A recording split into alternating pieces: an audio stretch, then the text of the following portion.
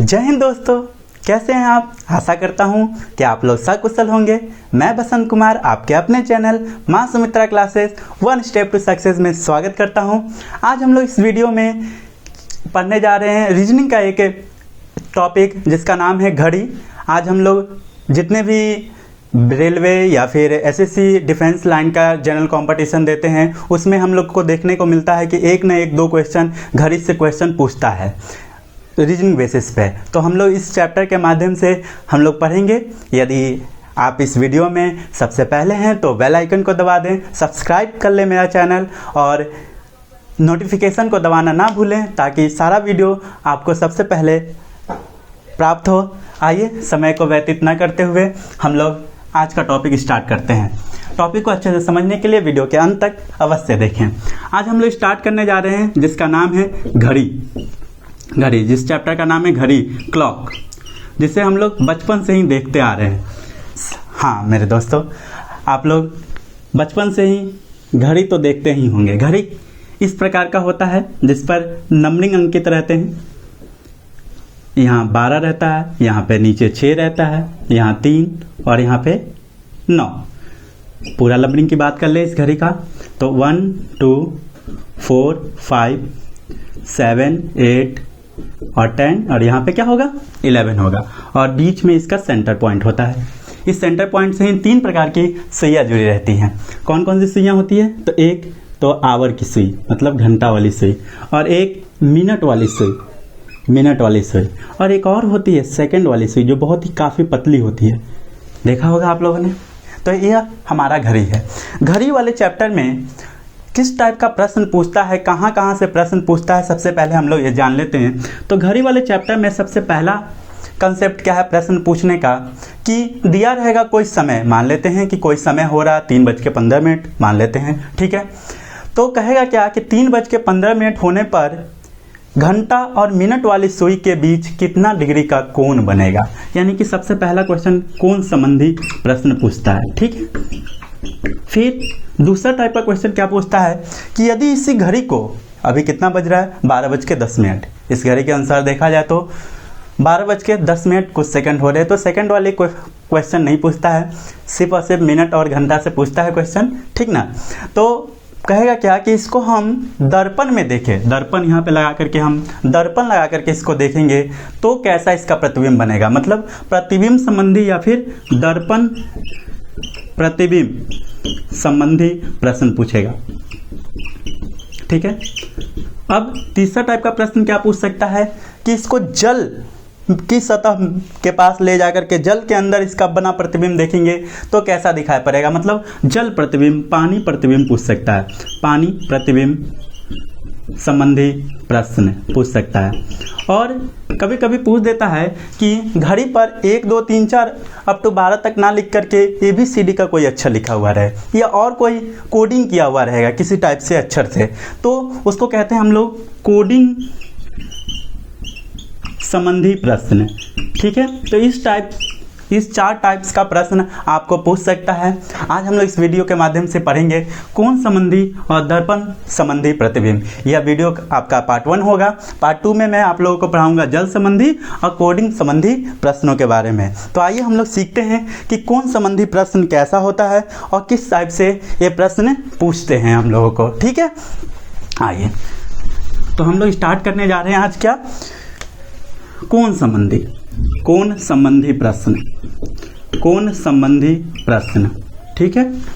कोण संबंधी प्रश्न में सबसे पहले हम एक छोटा सा घड़ी बना लेते हैं आप लोगों को ताकि मैं इस पे समझा भी सकूं। 12 6 3 और यहाँ पे 9 शॉर्टकट घड़ी हम लोगों ने बना लिया, ठीक है। इतना से हम लोग समझ जाएंगे। आजकल डिजिटल घड़ी इस टाइप का ही रहता है, कम संख्या में नंबरिंग किए हुए रहते हैं या फिर ना के बराबर किया हुआ नंबरिंग रहता है। चलिए मान लेते हैं एक प्रश्न है, आप लोगों को मैं प्रश्न दे रहा हूँ। चलिए मैंने कहा कि 2:15 हो रहा है, 2:15 हो रहा है। तो मिनट और देखिएगा मिनट और घंटा, ये घंटा वाली सुई यहाँ पे 2 के पास आसपास रहेगी, घंटा वाली सुई होगी यहाँ पे, और यहाँ पे 15 मतलब 3 के पास मिनट वाली सुई रहेगी। तो इसके बीच कितना डिग्री का एंगल बनेगा, कोण हमें प्राप्त करना है।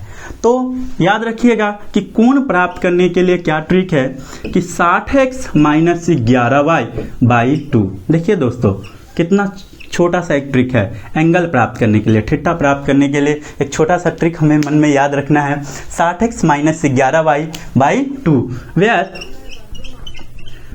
x जो है वह घंटा को डिनोट करता है और y जो है मिनट को डिनोट करता है। ठीक है, x घंटा को डिनोट करेगा, y मिनट को डिनोट करेगा। अगर इस प्रश्न को हम देखें कि 2:15 बज रहा है तो इसमें थीटा घंटा वाली सुई और मिनट वाली सुई के बीच कितना डिग्री का कोण बनेगा। तो देखिए ध्यान दीजिए बच्चों, 2:15 हो रहा है, मतलब 2 के थोड़ा नीचे रहेगा घंटा वाली सुई और मिनट वाली सुई जो होगी वह कहाँ होगा, पूरा 3 पर। तो यही ना इन दोनों के बीच वाला एंगल निकालना है, तो यही एंगल निकालना है दोस्तों। तो ये थीटा निकाल लेते हैं हम लोग कौन से फार्मूला पे, 60x माइनस 11y बाई 2 से। Theta equal to 60x, x की जगह क्या लिखना है घंटा वाले, तो घंटा 2 है, माइनस 11y, y की जगह क्या रखना है मिनट वाला, तो 15, बाई क्या मिलेगा 2 मिलेगा। 60 इसको सॉल्व कर लेते हैं, 60 दूनी 120 माइनस और 11 पचे 55 और 11 और 5 16 बाई क्या 2। अब कहिए कि 120 में से 165 घटाएंगे तो माइनस में होगा, तो नहीं, यहाँ माइनस नहीं लेना है, यहाँ घटाव नहीं करना है, अंतर करना है। अंतर 120 और 165 का क्या अंतर है, यहाँ डिफरेंस हमेशा पॉजिटिव होता है। घटाव पॉजिटिव निगेटिव दोनों हो सकता है, लेकिन दो चीज़ों के बीच या 2 डिजिट के बीच हम लोग डिफरेंस जब पता करते हैं तो अंतर देखते हैं। अंतर देख रहे हैं कि कितना का अंतर है, तो 45 का अंतर है बाई क्या 2। डेट मीन्स कितना होगा, इसको डिवाइड करेंगे तो 22.1/2 डिग्री। ठीक ना, 22.1/2 डिग्री। देखिए इन दोनों के बीच कितना डिग्री का एंगल होगा, बनेगा 22.1/2 डिग्री का। तो देखिए इस फॉर्मूला के माध्यम से हम लोग जल्दी निकाल सकें कि क्या होगा 2:15 पे घंटा एवं मिनट की सुई वाले के बीच का एंगल। तो एक प्रश्न आप लोगों को मैं देता हूं, जैसे मान लेते हैं अगर हम दे रहे हैं 9:10 हो रहा है, देखिएगा गौर करके 9:10 हो रहा है, तो पूछेगा वही कि घंटा एवं मिनट के बीच कितना डिग्री का एंगल बनेगा, घंटा एवं मिनट के बीच कितना डिग्री का एंगल बनेगा। ठीक है, तो देखिए ध्यान दीजिएगा, ये आपका प्रश्न है। अब इसको सॉल्व करते हैं इस वाले फार्मूला से। थीटा निकालना है हमको, तो क्या करेंगे 60x, x की जगह 9 माइनस 11y, y की जगह क्या 10, बाई क्या कर देंगे 2, 9 6 54 540 हो जाएगा और 11 10 से 110 हो जाएंगे, बाई क्या 2 मिल जाएगा। नहीं, 510 में से 540 में से 110 घटाना है, तो यहाँ 30 हो जाएंगे, यानी 430 बाई क्या मिल जाएगा 2 मिल जाएगा, यानी कि 215 डिग्री। तो 215 डिग्री 9:10 देखिएगा दोस्तों मेरे 9:10 हो रहा है, मतलब घंटा वाली सुई थोड़ा 9 के ऊपर होगी और 10 हो रहा है, तो इसका मतलब ये 2 पे होगा, मिनट वाली सुई 2 पे होगा। तो इसके बीच का ये जो 215 डिग्री निकला ना, वो इधर वाला निकल गया है। हमेशा जो है ना ये क्लॉकवाइज एंगल को निकालता है, लेकिन एंगल हम लोग उसी को लेते हैं जो छोटा हो, इधर वाला एंगल लेना है। तो ध्यान रखना है कि यदि नोट पॉइंट में मैं लिख दे रहा हूँ, यदि थीटा जो है बड़ा आ जाए 180 डिग्री से यदि थीटा बड़ा आ जाए, तब वास्तविक थीटा निकालने के लिए, वास्तविक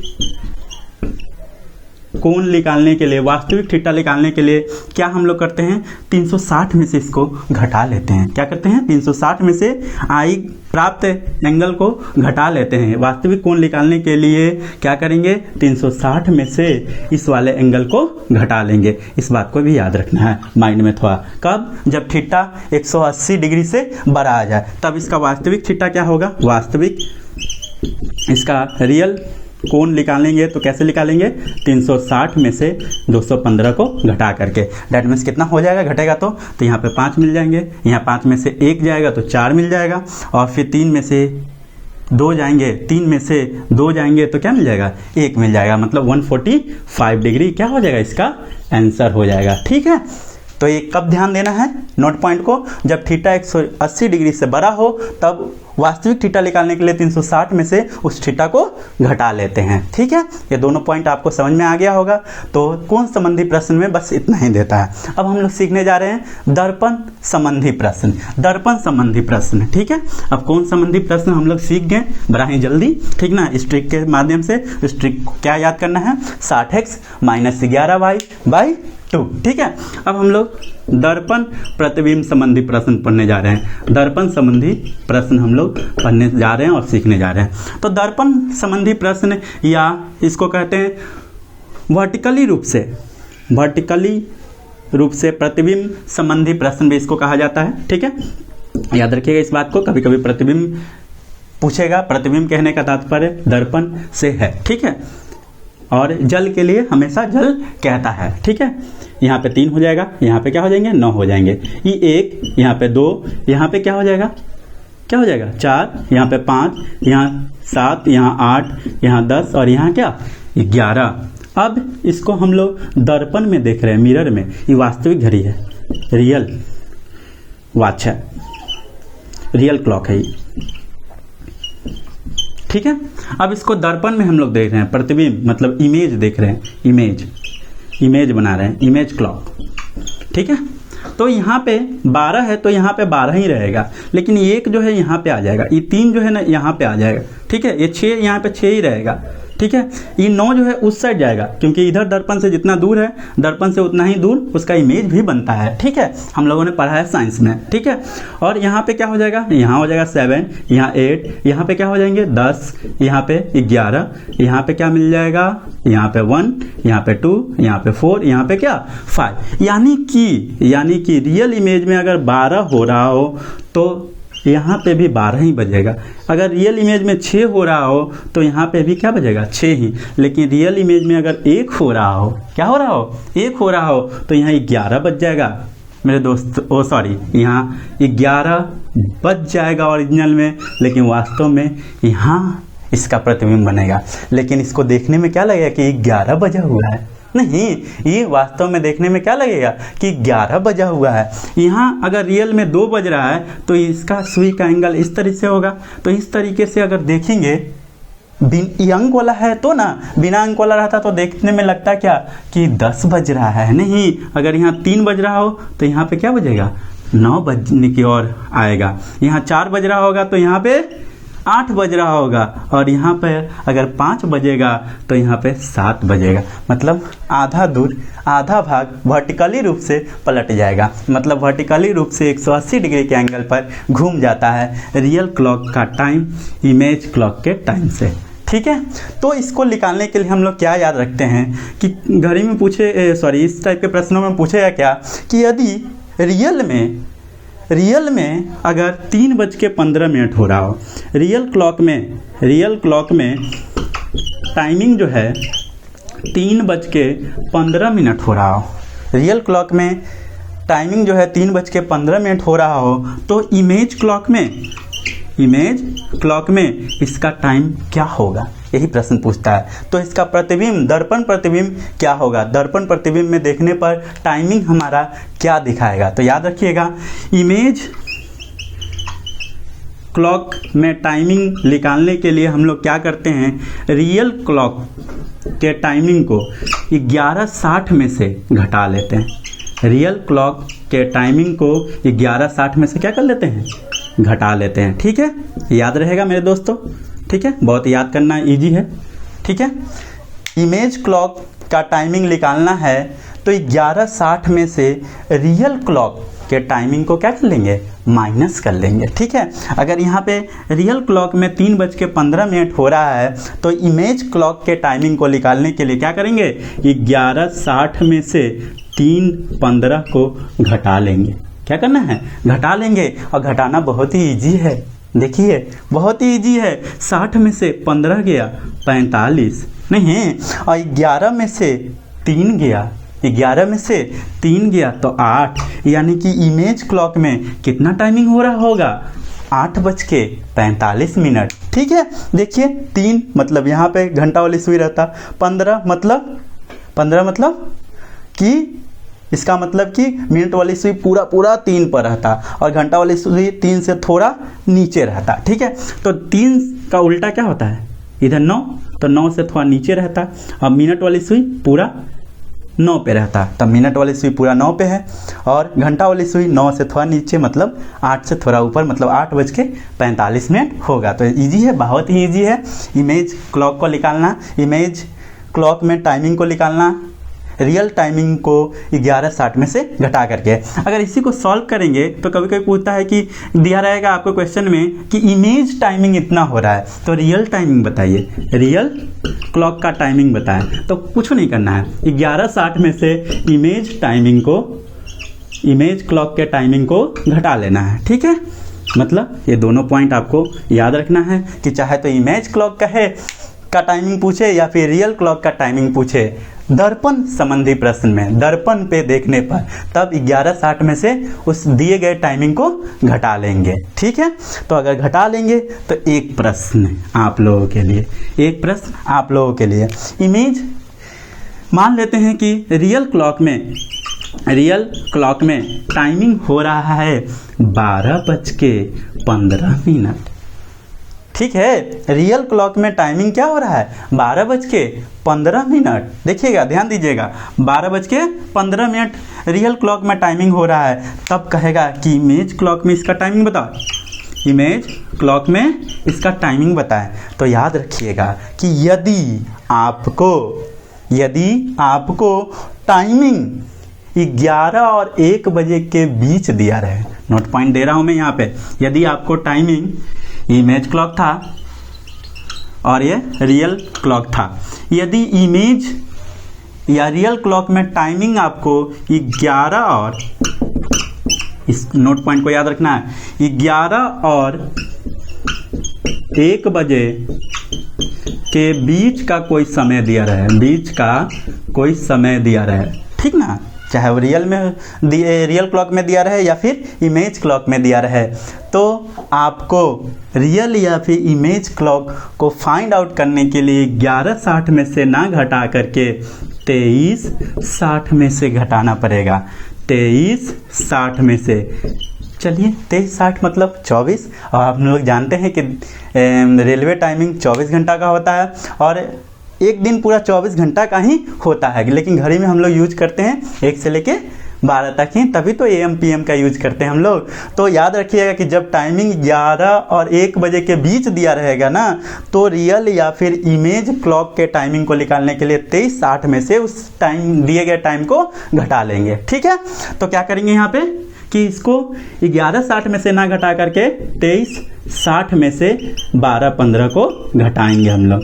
ठीक है, क्यों ऐसा किए, क्योंकि ये जो टाइमिंग था 11 और 1 बजे के बीच का था। ये नोट पॉइंट आपको याद रखना है बहुत ही अच्छे से। ठीक है, ये नोट पॉइंट आपको बहुत ही अच्छे तरीके से याद रखना है इसमें। चलिए 60 में से 15 जाएगा तो कितना बचेगा, 45, और 23 में से 12 चले जाएंगे तो बचेगा क्या, 11, मतलब 11:45 होगा आपके इमेज क्लॉक में समय। ठीक है, तो ये दोनों बातें आई थिंक कि आप समझ गए होंगे। कैसा लगा वीडियो आप लोग कमेंट करके अवश्य बताएं। यह वीडियो आप लोग को समझ में आया हो तो लाइक कर दें, शेयर कर दें और बेल आइकन दबाना ना भूलें, ताकि सारा नोटिफिकेशन मेरा सबसे पहले आपके पास पहुंचता रहे। तो मिलते हैं नेक्स्ट वीडियो में, इसके पार्ट 2 वीडियो में जल्द ही मिलेंगे। जय हिंद।